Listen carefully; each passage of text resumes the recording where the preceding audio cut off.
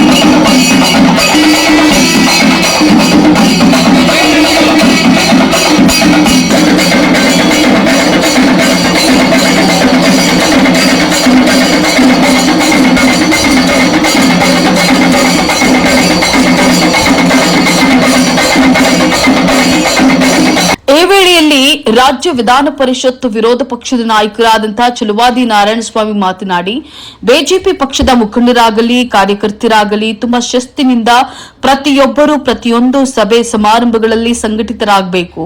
ಆಗ ಮಾತ್ರ ಮುಂದಿನ ದಿನಗಳಲ್ಲಿ ಬಿಜೆಪಿ ಪಕ್ಷದ ಗೆಲುವು ಖಚಿತವಾಗುವುದು ಅಂತ ಹೇಳಿ ಸಲಹೆ ನೀಡಿದರು. ನಂತರ ಭಾರತೀಯ ಜನತಾ ಪಾರ್ಟಿಯ ದೇವನಹಳ್ಳಿ ತಾಲೂಕಿನ ಅಧ್ಯಕ್ಷರು ಅಂಬರೀಶ್ ಗೌಡ ಮತ್ತು BK ನಾರಾಯಣಸ್ವಾಮಿ ಅವರು ಪಾದರಸದಂತೆ ಪಕ್ಷದ ಕೆಲಸ ಅಚ್ಚುಕಟ್ಟಾಗಿ ನಿರ್ವಹಿಸುತ್ತಾ ಕಾರ್ಯಕರ್ತರ ನಾಡಿಮಿಡಿತವನ್ನು ಅರಿತುಕೊಂಡು ಅವರ ಭಾವನೆಗೆ ತಕ್ಕಂತೆ ಸಹಕರಿಸುವಂತಹ ವ್ಯಕ್ತಿತ್ವ, ಸದಾ ನಗುಮುಖದ ಚೆಲುಮೆ ಇವರು ದೇವನಹಳ್ಳಿ ಮಂಡಲದ ಅಧ್ಯಕ್ಷರಾದ ಮೇಲೆ ಬಿಜೆಪಿ ಪಕ್ಷದ ಕಾರ್ಯಕರ್ತರಲ್ಲಿ ನವ ಚೈತನ್ಯವನ್ನ ಮೂಡಿಸಿದ್ದಾರೆ. ಅಂತಹ ವ್ಯಕ್ತಿಯ ಜನ್ಮ ದಿನೋತ್ಸವವನ್ನ ಆಚರಿಸ್ತಾ ಇರೋದು ಸಂತಸದ ವಿಷಯವಾಗಿದೆ. ಇವರಿಗೆ ಹುಟ್ಟುಹಬ್ಬದ ಶುಭಾಶಯಗಳು. ಭಗವಂತ ನಿಮಗೆ ಆರೋಗ್ಯವಾಗಿ ಸಂತೋಷ ಭರಿತವಾದ ಸಂತೃಪ್ತಿಯ ಆಶಯದಲ್ಲಿ ನಿಮ್ಮ ಕನಸು ನನಸಾಗಲಿ ಅಂತ ಹೇಳಿ ಶುಭ ಹಾರೈಸಿದ್ರು.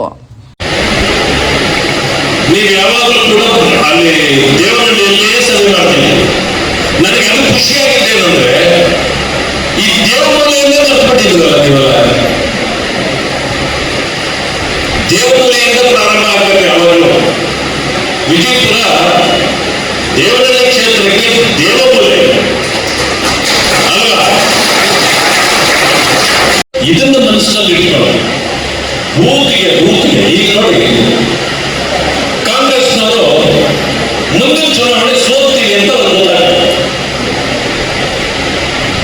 DK ಶಿವಕುಮಾರ್ ಅವರು ಮೊನ್ನೆ ಮುಖ್ಯಮಂತ್ರಿ ಆಗಿದ್ದಾರೆ. ಬಂದ ತಕ್ಷಣ ಒಂದು ಯೋಚನೆ ಒಡೆಯುತ್ತವರಿಗೆ ಹೇಳಿದ್ರು, ಭಾರತ್ ಜೋಡೋ ಹೆಸರಿನಲ್ಲಿ ನಾವು ಪಂಚಾಯಿತಿಗೆ ಹೋಗಿ ಯುವಕರ ಪಡೆಯನ್ನ ಕಟ್ಟುತ್ತೇವೆ, ಅದಕ್ಕೆ ಸರ್ಕಾರದಿಂದ 10 ಲಕ್ಷ ರೂಪಾಯಿಯನ್ನು ಕೊಡ್ತೇನೆ ಅಂತ ಹೇಳಿದ್ರು. ಸಂಘ ಏನೋ ನಾವು ಮಾಡ್ತೀವಿ, ಆದ್ರೆ 10 ಲಕ್ಷ ಕೊಡ್ತೀನಿ ನಿಮ್ಮ ಅಪ್ಪನ ಮನೆಗ ನಮ್ಮ ದುಡ್ಡು ಅದೇ ಕೊಡ್ತೇವೆ. ನೀವು 10 ಲಕ್ಷ ರೂಪಾಯಿ ಸಂಘ ಮಾಡಿಸಿ ಕೊಡೋದಿದ್ರೆ ಕಾಂಗ್ರೆಸ್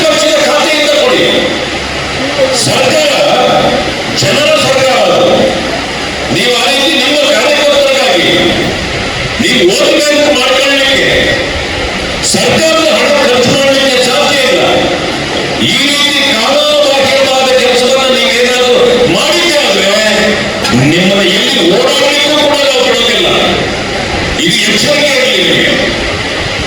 ಇನ್ನು ದೇವನಹಳ್ಳಿ ತಾಲೂಕು ಮಂಡಲದ ಅಧ್ಯಕ್ಷ ಅಂಬರೀಶ್ ಗೌಡ ಮಾತನಾಡಿ, ಬಿಜೆಪಿ ಪಕ್ಷದ ಎಲ್ಲ ಕಾರ್ಯಕರ್ತರು BLA 2ಗಳು ಜನರ ಮತವನ್ನ ಪಡೆಯಲು ಜವಾಬ್ದಾರಿಯುತವಾಗಿ ಕಾರ್ಯ ಸಂಘಟನೆ ಮಾಡಿ ಚುನಾವಣೆ ಬಂದ್ರೂ ಬರದಿದ್ರೂ ಸದಾ ಜನಸೇವೆ ಮತ್ತು ದೇಶದ ಸೇವೆಗೆ ಸಿದ್ಧರಾಗಿ ಜನರ ಮತವನ್ನ ಕದಿಯಬೇಡಿ, ಮತ ನೀಡುವ ಜನರ ಹೃದಯವನ್ನ ಗೆಲ್ಲಿ.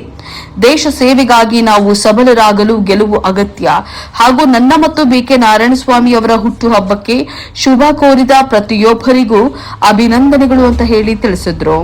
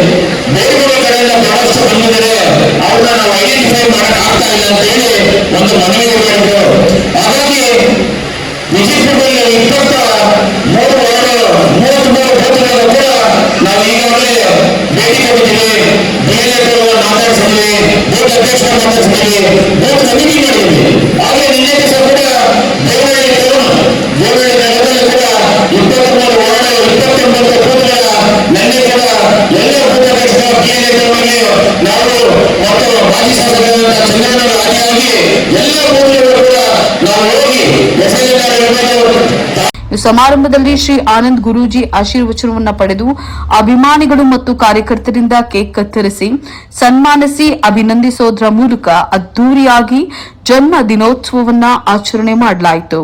ಇನ್ನು ಇದೇ ಸಂದರ್ಭದಲ್ಲಿ ಮಾಜಿ ಶಾಸಕರಾದಂತಹ ಜಿ ಚಂದ್ರಣ್ಣ, ಬಿಜೆಪಿ ಬೆಂಗಳೂರು ಗ್ರಾಮಾಂತರ ಜಿಲ್ಲೆಯ ಜಿಲ್ಲಾಧ್ಯಕ್ಷ ರಾಮಕೃಷ್ಣಪ್ಪ, ವಿಜಯಪುರ ಬಿಜೆಪಿ ಟೌನ್ ಅಧ್ಯಕ್ಷ ವೆಂಕಟೇಶ್ ಹಾಗೂ ತಾಲೂಕು ಬಿಜೆಪಿ ಮಂಡಲ ಅಧ್ಯಕ್ಷ ನೀಲೇರಿ ಅಂಬರೀಶ್ ಗೌಡ ಹಾಗೂ ಪದಾಧಿಕಾರಿಗಳು, ಸದಸ್ಯರು, ಎಲ್ಲಾ ಬಿಜೆಪಿ ಮೋರ್ಚಾಗಳ ಅಧ್ಯಕ್ಷರು, ಪದಾಧಿಕಾರಿಗಳು, ಸದಸ್ಯರು, ಮುಖಂಡರು, ಗಣ್ಯರು, ವಿಜಯಪುರ ನಗರದ BLA 2ಗಳು, ಕಾರ್ಯಕರ್ತರು, ಅಭಿಮಾನಿಗಳು ಭಾಗಿಯಾಗಿದ್ದರು.